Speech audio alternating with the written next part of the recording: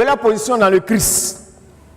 Maintenant, il en arrive à faire part à ces personnes-là de ce qu'elles étaient dans le passé, leurs conditions passées, afin qu'elles ne soient propulsées dans cette position bénie. Parce que être chrétien, c'est une position bénie. Si tu es chrétien, tu es dans une position bénie. Il y a des gens aujourd'hui qui n'ont pas compris le concept de la bénédiction. Ils pensent simplement, il est béni parce qu'il a l'argent, il est béni parce qu'il a femme, il est béni parce qu'il a enfant. Tu es béni parce que tu es en Jésus-Christ. Et en Jésus, nous sommes bénis de toutes sortes de bénédictions spirituelles dans les lieux célestes. Notre position est une position de bénédiction. Regardez, ouvrons les yeux. Un chrétien bon teint qui est bien converti, quand il s'examine et qu'il compare sa vie avec celle de ceux qui l'entourent, tu dis, Seigneur, vraiment tu m'as fait grâce d'air.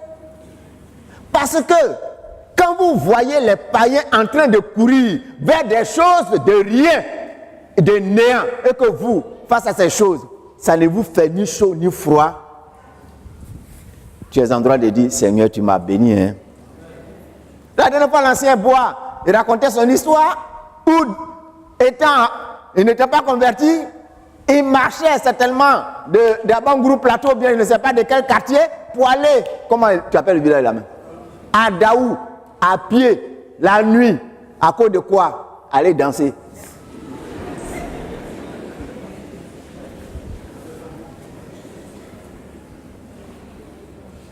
Mais aujourd'hui, quand il est assis, il me dit, j'ai pris des risques inutiles.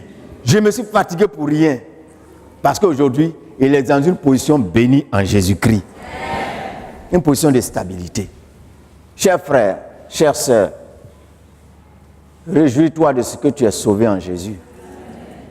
Réjouis-toi de cette position. N'envie pas ceux qui sont encore dehors. Parce que leur vie n'est pas enviable.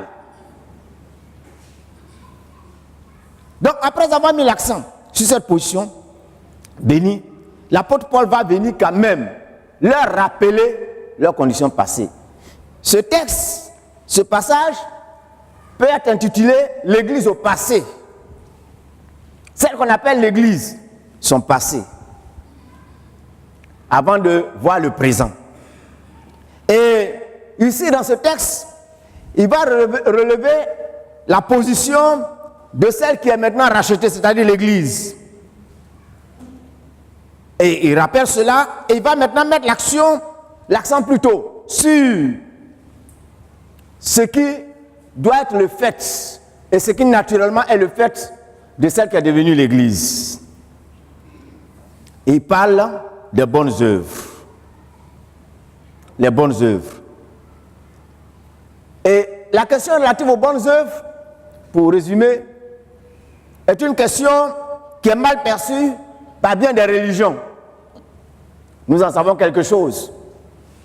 Il y a des religions qui disent par exemple que quand on sera devant Dieu, c'est là on va savoir qui sera sauvé. Parce que devant Dieu, il va peser ce que nous avons fait. Si ce que tu as fait de bien pèse plus lourd que ce que tu as fait de mal, alors tu es sauvé. Mais si ce que tu as fait de mal pèse plus que ce que tu as fait de bien, alors tu vas à l'enfer. Il y a des religions qui disent par exemple que si tu accomplis beaucoup d'œuvres de bienfaisance, si tu t'investis dans l'humanité par exemple, si tu construis des édifices religieux, alors Dieu va prendre cela en compte pour te sauver. Cela n'est pas vrai. Parce que quand on lit ce texte, l'apôtre Paul nous dit quelque chose de fondamental. Que ce n'est pas par les œuvres que nous sommes sauvés. Ce n'est pas par les œuvres que nous sommes sauvés. Et nous allons donc avoir l'approche la plus correcte, conformément à la vision évangélique, dans l'ère de la dispensation de la grâce. Quand l'apôtre Paul parle des œuvres par rapport aux croyants, comment nous devons comprendre? Mais avant de pouvoir comprendre cela, il faut d'abord connaître et se rappeler l'histoire de l'Église. L'histoire de celle qu'on appelle l'Église aujourd'hui. L'histoire du croyant avant d'avoir connu Christ. Il faut connaître cela. Dans Éphésiens chapitre 2, verset 18, il a dit, car nous sommes son ouvrage, ayant été créés en Jésus-Christ pour de bonnes œuvres que Dieu a préparées d'avance afin que nous les pratiquions. Nous sommes son ouvrage. Il nous a fermé la porte.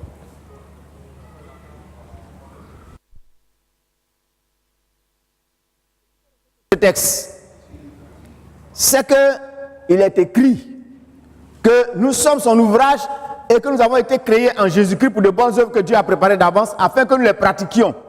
Nous devons les pratiquer.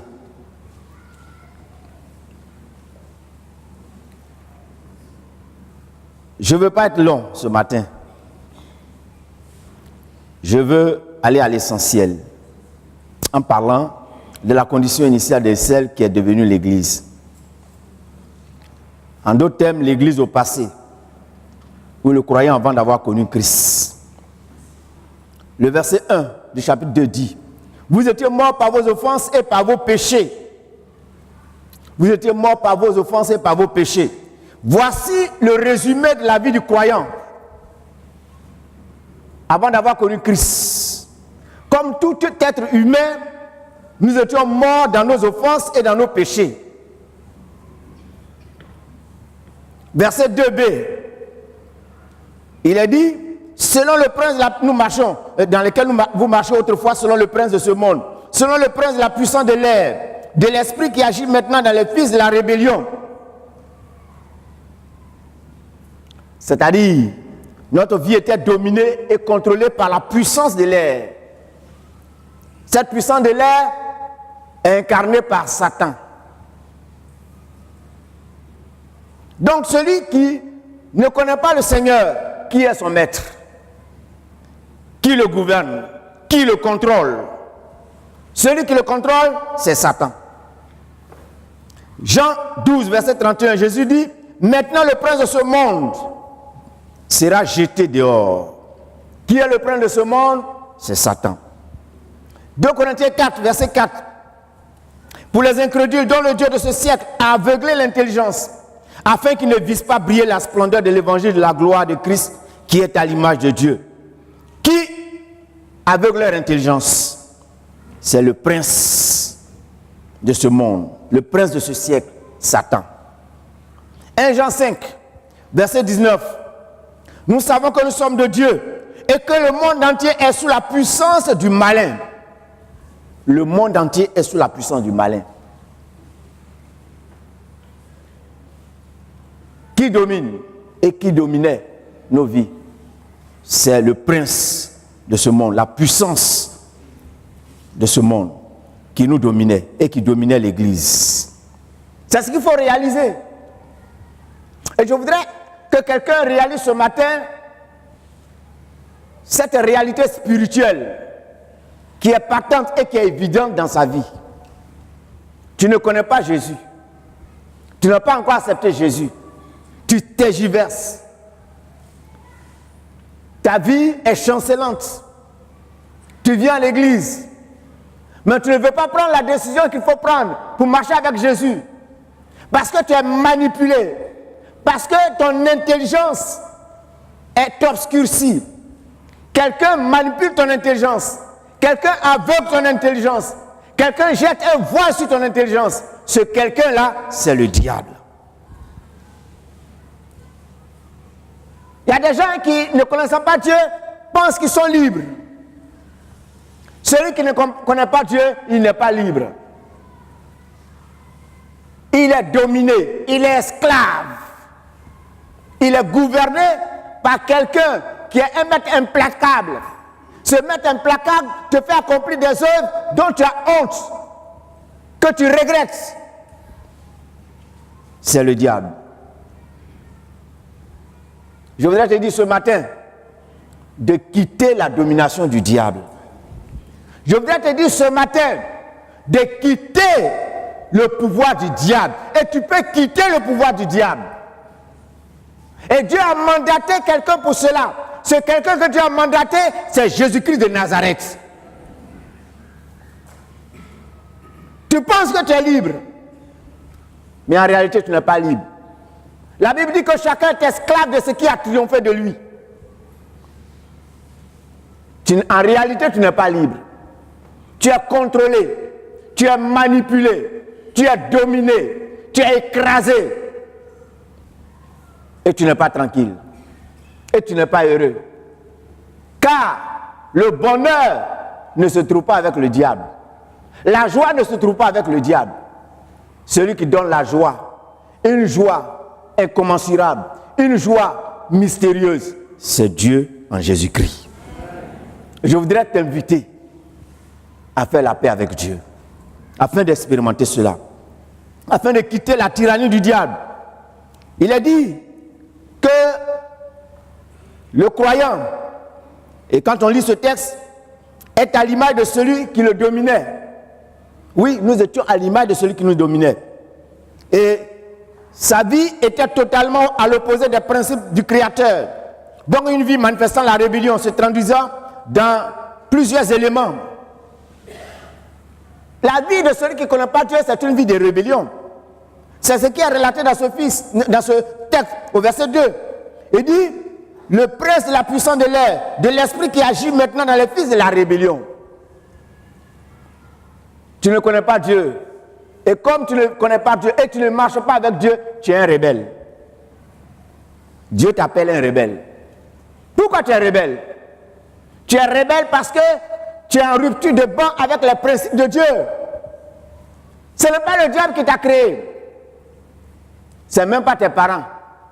Ils ont été simplement des canaux par lesquels Dieu t'a fait venir dans ce monde. Et Dieu, comme tous les autres humains qui sont venus dans ce monde, Dieu a établi des règles, Dieu a établi des principes censés gouverner la vie des hommes. Dieu nous a créés pour que nous puissions manifester ses œuvres, pour que nous fassions ses plaisirs. Dieu ne nous a pas créés pour que nous vivions notre vie à notre guise. C'est Dieu qui a voulu que l'homme existe sur la terre. C'est Dieu qui a voulu que la race humaine soit perpétuée sur la terre. Et donc, à chaque être humain qui vient à l'existence, Dieu a un mandat. Dieu veut atteindre un but avec cette personne. Tu es né, ça fait combien d'années sur la terre? Quand tu observes ta vie, en quoi ta vie est utile entre les mains de Dieu? En quoi ta vie sert à Dieu? En quoi ta vie profite-t-elle à Dieu? Ta vie est plutôt un investissement entre les mains du diable. Et tu accomplis toutes sortes d'œuvres. Parce que devant l'Éternel, tu es un rebelle. Et tu t'inscris dans cette logique. Et tu es fier d'être un rebelle. Mais comme les gens l'ont dit, une rébellion, ça se mate. Il y a un temps pour mater la rébellion. Et Dieu sait mater les rebelles. Mais prends garde à ne pas tomber entre les mains de Dieu pour qu'il te mate. Parce que quand Dieu mate, il mate bien. Ce que tu vis aujourd'hui, c'est difficile, mais ça sera encore plus compliqué. Permets-moi de parler ainsi. Et en quoi est-ce que se traduit la rébellion? En quoi est-ce que se traduisait notre rébellion vis-à-vis de Dieu? C'est ce qui est mis en relief dans ce texte. Je fais simplement une explication du texte. Nous tous aussi, nous étions de l'un homme et nous vivions autrefois selon les convoitises de notre chair, accomplissant les volontés de la chair et de nos pensées. Et nous étions par nature des enfants de colère comme les autres. Nous étions de l'un homme et nous vivions autrefois selon les convoitises de notre chair, accomplissant les volontés de la chair et de nos pensées. Nous vivions dans toutes sortes de perversions de la chair, parce que le péché dominait en nous.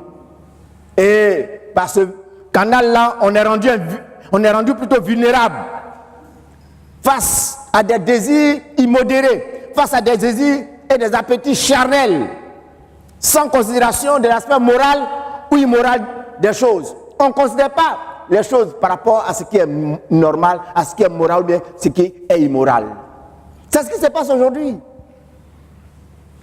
Ce qui est immoral est jugé aujourd'hui comme tout à fait normal au nom de la liberté. C'est pourquoi il y a des organisations de défense des droits de l'homme qui défendent les homosexuels. On dit qu'ils ont des droits. Mais ils ont des droits dans le cadre strictement privé. Si dans une chambre, il veut se livrer à son homosexualité, il n'a qu'à faire ça là-bas. Mais on n'a pas besoin de lui donner des lois pour qu'il puisse se pavaner et pour qu'il puisse se moquer de ce qui est normal et correct. Alléluia. Donc un jour va venir où ils vont dire celui qui veut tuer n'a qu'à tuer au nom de la liberté. Chers frères, chères sœurs, chers amis, c'est ainsi qu'était notre vie. L'Église était guidée aussi par le souci d'être en conformité avec les normes et autres tendances en vogue, même si celles-ci sont contraires aux principes établis par le Créateur. C'est ce que Paul nomme ici le train de ce monde. Le train de ce monde, verset 2b. C'est le train de ce monde. Et dans Romains 12, verset 2, il dit, ne vous conformez pas au siècle présent. Et là, je vais m'adresser à ceux d'entre nous, frères et sœurs, qui fait honte au Seigneur. À vous voir, on a comme l'impression que vous avez honte de l'évangile. Parce que, quand un chrétien se laisse trimballer par les normes et les principes de ce monde, par le train de ce monde, par la mode de ce monde, en ce moment-là, il cesse de faire partie de l'Église. Il cesse de faire partie de l'Église de Dieu. En tant que croyants, nous devons être fiers de notre identité. Alléluia. Même si, dans ton environnement familial, tu dois être le seul, et que tous doivent être contre toi, parce que toi, tu te conformes aux règles de Dieu, sois fier. Alléluia. Même si on doit te donner des sobriquets. Vierge Marie.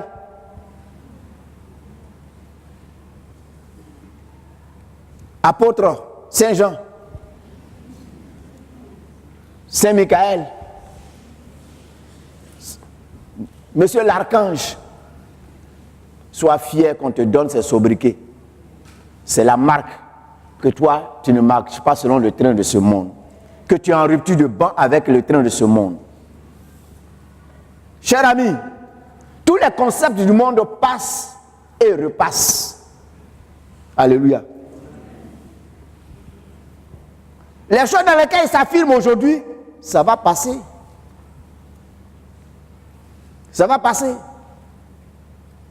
Mais tout passera en définitive. Mais ce n'est pas tout ce qui est légitime devant le Seigneur. Que le Seigneur nous aide à comprendre. Que le Seigneur nous aide à comprendre ces choses. Alors, c'est comme ça nous vivions. Et c'est comme ça l'Église fonctionnait. L'Église a un passé. Et vous savez, en tant que païen, il y a des conséquences catastrophiques qui sont tout à fait logiques par rapport au choix qu'on fait. Et au choix que les gens font également. Quelle est une des conséquences les plus dangereuses et les plus désastreuses de cette situation? Le verset premier nous dit, vous étiez morts par vos offenses et par vos péchés. L'Église, avant d'être l'Église, elle était morte. Elle était séparée de Dieu à cause de son état de péché. Et je voudrais te dire ce matin, toi qui penses croquer la vie à pleines dents, toi qui penses être véritablement à la page, je voudrais te dire que Dieu dit que tu es mort. Ta condition est la condition d'un mort. Tu es mort dans tes offenses et dans tes péchés. C'est comme si devant Dieu tu n'existes pas, tu ne vis pas.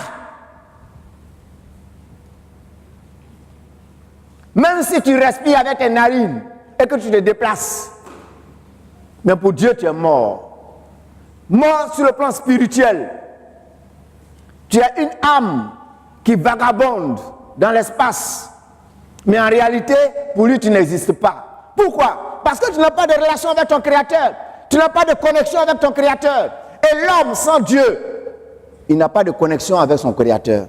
Or, la source naturelle qui donne l'énergie vitale à l'homme, c'est Dieu. C'est Dieu.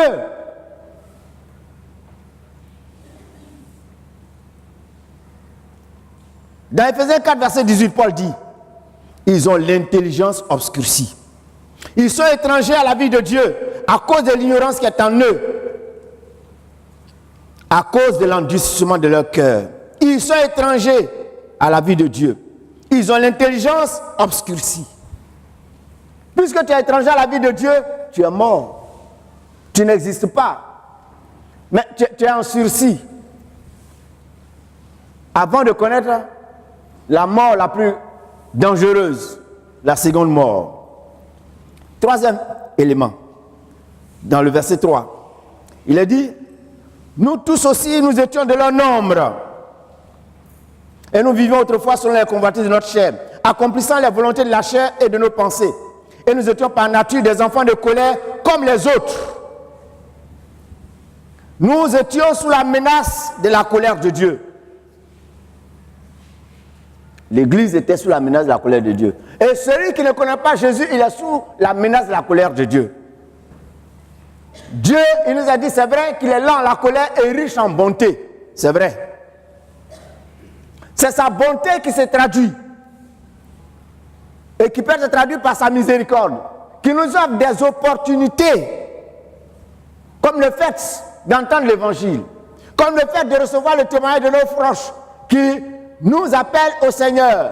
À nous détourner du mal. Ça, c'est des fenêtres d'opportunités que Dieu offre aux gens. Et nous en avons connu. Nous en avons connu avant de connaître le Seigneur. Et un jour, nous avons capitulé devant le Seigneur. Devant ces fenêtres d'opportunité. Ce matin, je voudrais dire à quelqu'un qui est là ce matin, Dieu t'a donné ce dimanche. Et Dieu t'a donné ce moment pour que cela soit une fenêtre d'opportunité qui te permet de sortir du camp de l'enfer. Te permet de sortir de ta situation de condamné à mort. Dieu veut que tu sortes des joueurs du diable. Dieu veut que tu sortes de la prison du péché. Dieu veut que tu parviennes à la liberté. C'est pourquoi il te donne cette opportunité. Si tu ne le fais pas aujourd'hui, si tu ne t'engages pas avec le Seigneur aujourd'hui, eh bien, tu cours le risque de connaître ce qu'on appelle la seconde mort. Où tu seras jeté dans le temps ardent de feu et de soufre. Où il y aura des grincements des dents. Où ça sera les regrets éternels. Si je savais, mais tu sais aujourd'hui. Tu ne diras pas devant Dieu que tu ne savais pas. Tu ne diras pas devant Dieu qu'on ne t'a pas interpellé. Que Dieu n'a pas suscité des gens pour t'interpeller.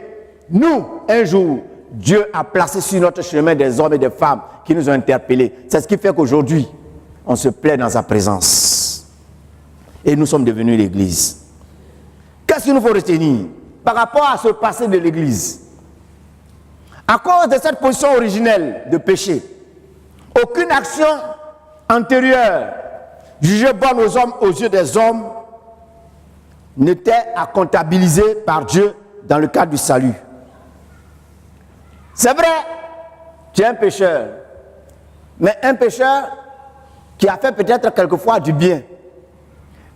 Tu es rentré dans cette illusion qui a consisté à te dire, c'est vrai, moi je sais que je ne vais pas à l'église, je sais que je suis pécheur, mais je ne suis pas pécheur autant que les autres. Moi je ne fais pas ceci, je ne fais pas cela. Cela ne t'innocente pas devant Dieu. Hein. Vous savez, j'ai l'habitude de le dire, on n'est pas ingénieur dans tous les domaines. Peut-être que toi, tu ne tues pas. Tu ne tues pas avec arme à feu ou arme blanche. Mais cependant, tu te drogues. Tu fumes comme un train pompier. J'habitais quelque part dans un quartier de Yangon et j'avais le fils d'un de mes voisins qui fumait. Un jour, je rentrais dans le couloir, il ne savait pas que je venais, et il était là, il avait son mégot entre les doigts. Au moins, il s'apercevait, je n'étais pas trop loin de lui, puis il a fait ça. Ils ont des techniques, hein? Il a fait comme ça. Alors je l'ai approché. Je lui ai dit, mais petit, tu fais quoi? Il dit non, rien. J'ai dit, tu fumes? Je t'ai vu. Est-ce que tu travailles? Il dit non. Donc, ces petits argent ton papa te donne là que tu es en train de brûler comme ça avec du feu. Il est là, il était confondu. Ah non, j'ai profité du moment. Hein. Je n'ai pas lâché le morceau. J'ai profité. Je lui ai dit, mais est-ce que tu sais ce que tu es en train de faire? Tu te détruis. Il était confondu. Et quand j'ai fini de lui passer son savon, il a jeté. J'étais aussi en service avec un pasteur. Ce pasteur, il m'a raconté cette histoire. Dans l'église, il y avait un frère qui venait à l'église, qui se disait converti. Or, le frère continuait de fumer. Manque de peau pour ce dernier. Le pasteur, dans ses escapades, le croise. Et le pasteur l'a vu de loin en train de fumer. Et quand il a vu le pasteur, il a fait leur technique pour cacher. D'accord. Quand le pasteur est arrivé à sa hauteur, le pasteur l'a salué. Mais vous savez comment le pasteur l'a salué? Il a tendu la main. Une grande personne te salue et te tend la main. Tu as oublié, non? Quand il a fait ça, le pasteur a pris sa main. Il y avait le mégot dans sa main. Il y avait le feu. Et puis le pasteur appuyait et dit, mais comment ça va, frère? Comment ça va? Il dit, non, ça va, pasteur. Il veut retirer sa main. Il dit, mais qu'est-ce que c'est? J'attrape ta main. Pourquoi tu veux retirer ta main? Il dit, pasteur, il a commencé. Le pasteur dit, ah, je t'ai vu. Ah, tu fumes. Cher ami, oui, toi tu connais ton domaine. Tu fumes, mais tu ne fais pas ceci, tu ne fais pas cela. Mais la Bible dit quoi? Quand on pêche contre un seul commandement, c'est contre tous les commandements qu'on a péchés. C'est pourquoi, en tant que croyant, avant de nous convertir, on a fait peut-être de bonnes choses. Mais ces bonnes choses ne concourent pas à notre salut. Alléluia. Et je voudrais te demander ce matin de sortir de tes illusions. Où tu as pensé que, de par ta vie, quand tu t'examines, tu es fier de toi-même. Ce matin, tu n'as pas de quoi être fier devant Dieu. Parce que, d'abord, tu n'es pas connecté à ton Créateur. De deux, il y a des choses mauvaises que tu as faites qui sont restées intactes jusqu'à aujourd'hui. Dieu ne considère pas tout ce que tu as fait de bien. Ce matin, tourne-toi vers Jésus. Parce que la Bible nous dit quoi? Que la justice de l'homme est comme un vêtement souillé. Et Dieu ne tient pas compte de cela. C'est pourquoi l'apôtre Paul dit dans ce texte que c'est par grâce que vous êtes sauvés.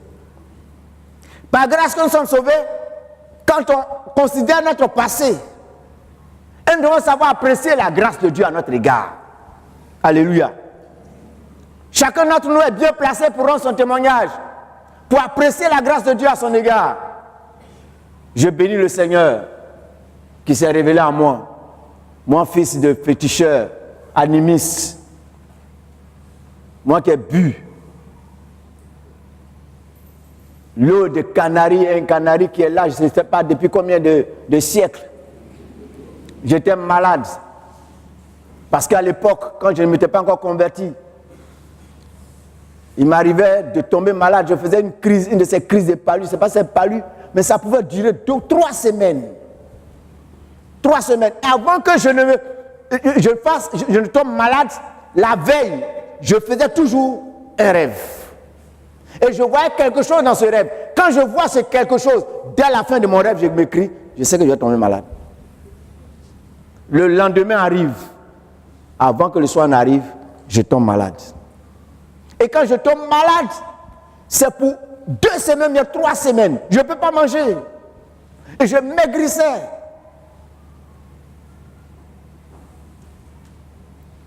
Mais je bénis le Seigneur. quand j'ai accepté le Seigneur Jésus, une des premières expériences que j'ai eu à faire. Parce que dans ces maladies-là, mes parents, parfois désespérés, m'ont conduit dans la maison du fétiche. On appelle cela un repli. Le canari était là. Ils ont pris l'eau et on voit asticot dedans. J'étais encore petit. J'ai bu.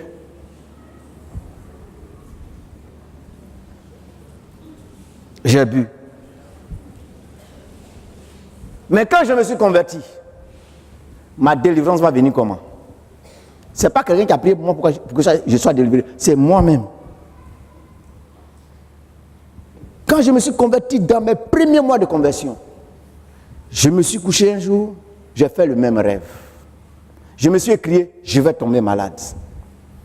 Dans la journée, vers midi, j'ai commencé à avoir très mal à la tête. J'ai dit, ça y est, ça commence. Et j'étais seul à la maison ce jour-là. J'avais déjà entendu l'évangile qui me disait que Jésus guérit. J'ai dit aujourd'hui, je vais prier. Jésus va me guérir. Je me suis mis à table. J'étais tout seul autour de la table. J'ai prié pendant près d'une heure, 2 heures de temps. Je prie. Au moment où je prie, j'écoute ma tête. Est-ce que ça continue de me faire mal? Je prie, je prie, je prie. Jusqu'à 15 heures, j'ai commencé à diminuer. J'ai dit, j'ai suffisamment prié.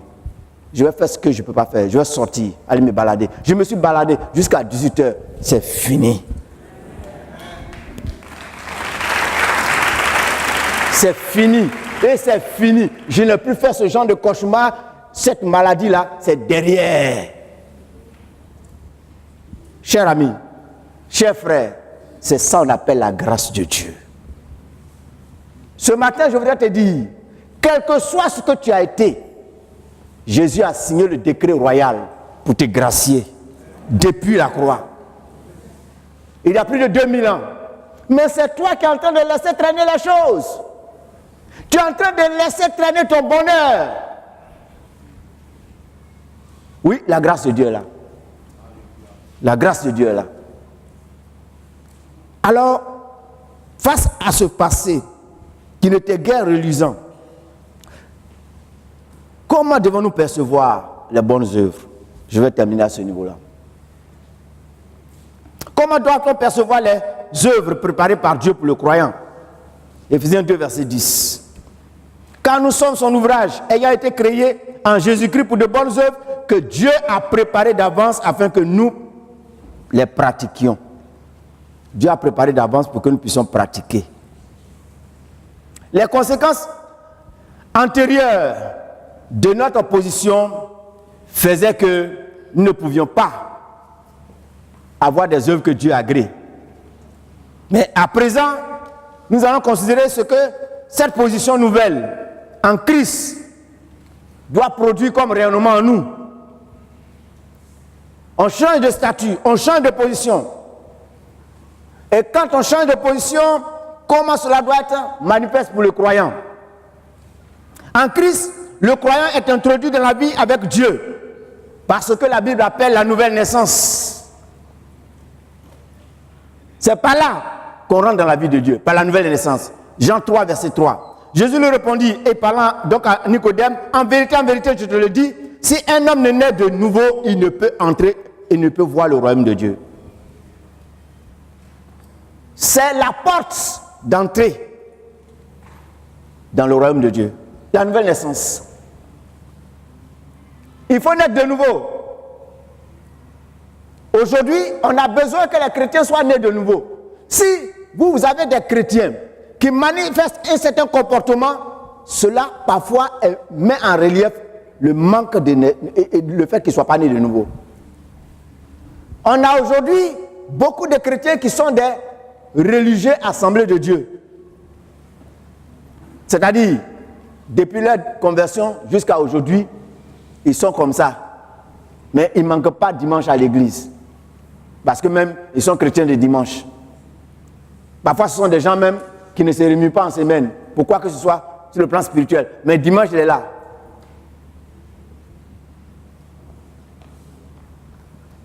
C'est la nouvelle naissance.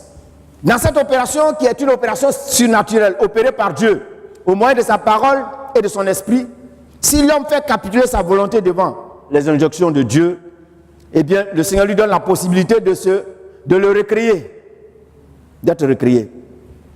C'est une opération surnaturelle que Dieu opère, la nouvelle naissance. Dieu vient et il nous propose de changer les choses. Et si nous acceptons, parce que Dieu et l'homme, c'est un contrat de liberté. Dieu te propose, tu peux accepter, tu peux refuser. Si tu acceptes, parce que tu es fatigué, c'est pourquoi Jésus a dit, venez à moi, vous tous qui êtes fatigués et chargés, et je vous donnerai du repos. Si quelqu'un n'a pas encore eu envie de vomir ce qui prend plaisir là-dedans, tu vas perdre ton temps. Si quelqu'un n'est pas encore fatigué, tu vas perdre ton temps. J'ai fait cette expérience à ma conversion. Pendant près de 3 mois, j'étais tergiversais. Et quand on m'a prêché l'évangile, le jour où je me suis converti, j'ai dit, pourquoi continuer de lutter ainsi? Qu'est-ce que j'y gagne? Je vais me donner au Seigneur. Quand on a prêché, le prédicateur a fini, je ne me souviens pas, on dirait que j'étais le premier à être devant. Quand ce jour-là, je me suis donné au Seigneur, oh, c'était le ciel sur la terre, la joie, le bonheur. Et quand je suis parti, j'ai pris mes 2 jambes, je suis allé voir mes amis avec lesquels je faisais les 400 coups. Je leur ai dit, j'ai changé, je ne serai plus avec vous. Ils étaient surpris, ils ont dit, toi, on va voir. Ils m'ont lancé le défi. J'ai dit aussi, on va voir. Maintenant, quand ils me voyaient dehors, parce qu'on sortait parfois le matin à 9h, on rentrait à 2h du matin. Imaginez ce qu'on pouvait faire. Imaginez ce qu'on pouvait faire. Et quand je leur ai dit ça, ils ont dit non, toi tu ne peux pas, on te connaît. Toi, on va voir. J'ai dit on va voir. 2 semaines après, quand ils me voient, c'est quand je vais faire les courses de mes parents, ils disent mais, ah les gars, le chrétien, c'est comment on m'appelle? Le chrétien. J'ai dit oui, salut, je passe mon chemin. 1 mois après, il dit, ah les gars, son affaire ça devient sérieux, hein? Le chrétien. Mais on est là, on te regarde, hein? C'est fini. Et c'est fini. Parce que j'étais fatigué.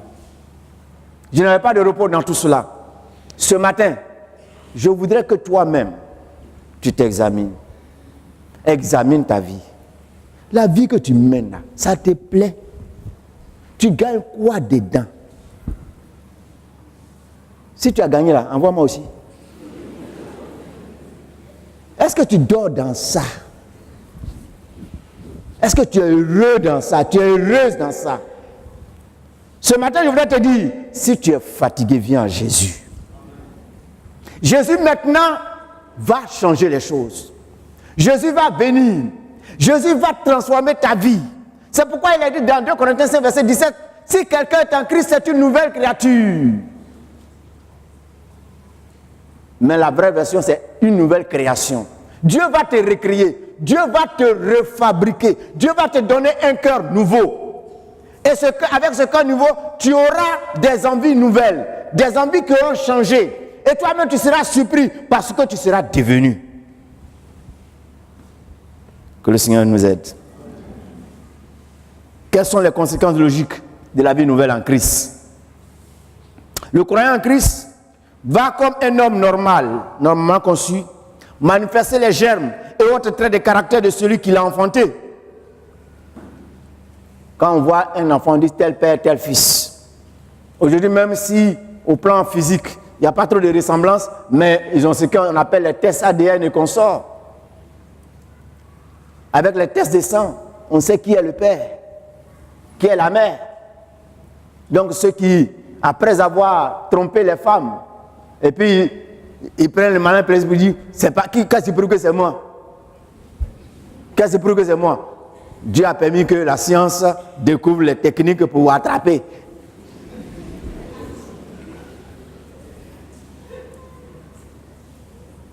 Alors, si vraiment tu dis que tu es chrétien, à travers les gènes de ton comportement, on doit savoir que tu es enfant de Dieu. Alléluia. Oui. Pour commencer, Dieu va nous donner un tuteur, un nouveau tuteur, qui va imprimer en nous sa nature divine, qui va nous guider, qui va nous conduire. C'est ce que l'apôtre Paul dit dans le même texte de Éphésiens, chapitre 2, verset 22. Il dit, vous êtes aussi une habitation, en lui vous êtes aussi édifiés pour être une habitation de Dieu en esprit. Dieu vient par son esprit habiter en nous. Quand on est né de nouveau, Dieu vient habiter en nous. C'est par là qu'un homme peut reconnaître que lui-même est l'enfant de Dieu. Alléluia. Quand Dieu vient habiter en lui par son esprit. Si aujourd'hui tu n'es pas capable de sentir cette présence de Dieu en toi, ça veut dire qu'il y a quelque chose qui ne va pas. Il y a quelque chose qui doit te corriger. Et ce qui chasse la présence de Dieu dans nos cœurs, c'est le péché. C'est pourquoi il ne faut pas s'amuser avec le péché. Alléluia. Il ne faut pas s'amuser avec le péché. Il n'y a pas petit péché. Il n'y a pas gros péché. Parce qu'il y a les péchés standards d'Assemblée de Dieu. C'est pas ça? Adultère, impudicité. Mais si je m'habille mal, j'expose ma poitrine. Si, parce qu'on m'a dit que j'ai des belles cuisses, et donc je fais exposition vente en m'habillant avec des choses bizarres, et quand je m'assois même, ça gêne les gens. Tu as une source de tentation. Le Saint-Esprit n'est pas dans ton cœur. Parce que si le Saint-Esprit est dans le cœur de quelqu'un, quand il lui-même se regarde, si tu vois qu'il y a des parts, parce qu'il y a des choses qui sont faites pour être cachées sur le corps humain. Alléluia. C'est pas vrai? Et aujourd'hui, avec ce qu'on appelle la mode, les tendances, le monde tente de démystifier cela, le monde tente de ne pas donner de l'importance à ces choses. Mais nous devons le savoir. Si le Saint-Esprit est en nous, il doit être en mesure de pouvoir nous avertir. Et il est là pour pouvoir nous gouverner, pour pouvoir nous conduire. La Bible dit que si quelqu'un n'a pas l'Esprit de Christ, il ne lui appartient pas. Jean 16, verset 13 plutôt, il a dit qu'il va nous conduire dans toute la vérité. Il nous guide, il nous oriente. Quand on devient chrétien, le Saint-Esprit nous dirige, Dieu nous dirige. Et donc, il va manifester les traits de caractère divins. Qui sont quoi? Quels sont les traits de caractère divins? Galates 5, verset 22. L'amour, la joie, la paix, la patience, la bonté, la bénignité, la fidélité, la douceur, la tempérance, la sainteté. Alléluia. Donc, voici le socle de nos œuvres. Le socle de nos œuvres, c'est cela. Nous n'accomplissons pas de bonnes œuvres pour autre chose. Les bonnes œuvres sont, de la part du chrétien, une manifestation de la nature de Dieu qu'il a reçue en lui, de la nouvelle identité qu'il a reçue, du fait qu'il est né de nouveau. C'est ça. Il y a des gens qui pensent que c'est quand peut-être je construis moi seul un bâtiment pour le Seigneur, c'est ça qu'on appelle bonne œuvre. Bonne œuvre, c'est ça, mais c'est aussi les détails relatifs à la manifestation de la vie de Dieu en nous. Retenons que les bonnes œuvres accomplies par le croyant en Christ sont des traits qui caractérisent Dieu dans sa nature profonde et permettent à l'enfant de Dieu de manifester sa nouvelle identité ou le fait qu'il soit devenu un homme nouveau en Christ. Dans Éphésiens 4, verset 20 à 24, il est dit: mais vous, ce n'est pas ainsi que vous avez appris Christ, si du moins vous l'avez entendu, et si conformément à la vérité qui est en Jésus, c'est en lui que vous avez été instruits à vous dépouiller, eu égard à votre vie passée du vieil homme, qui se corrompt par les convoitises trompeuses, à être renouvelé dans votre intelligence et à revêtir l'homme nouveau, créé selon Dieu, dans une justice et une sainteté que produit la vérité. Nous devons manifester l'homme nouveau. Si tu dis que tu es chrétien, tu dois manifester l'homme nouveau. Et manifester l'homme nouveau, c'est manifester les fruits de l'esprit. C'est ça, les œuvres qu'on doit manifester. Le Seigneur Jésus a dit dans les évangiles, chaque arbre se reconnaît à son fruit. Chaque arbre se reconnaît à son fruit. Donc les bonnes œuvres, ça nous permet de montrer qui nous sommes. Donc nous devons tenir compte de cet aspect des choses et nous ne devons pas minimiser cela. Je termine avec ma conclusion. Dans 1 Jean 3, verset 9 à 10, il est dit, quiconque est né de Dieu ne pratique pas le péché, parce que la semence de Dieu demeure en lui, et il ne peut pécher, parce qu'il est né de Dieu. C'est là que se font reconnaître les enfants de Dieu et les enfants du diable. Quiconque ne pratique pas la justice n'est pas de Dieu, non plus celui qui n'aime pas son frère. Conclusion. Le croyant en Christ qui ne pratique pas les bonnes œuvres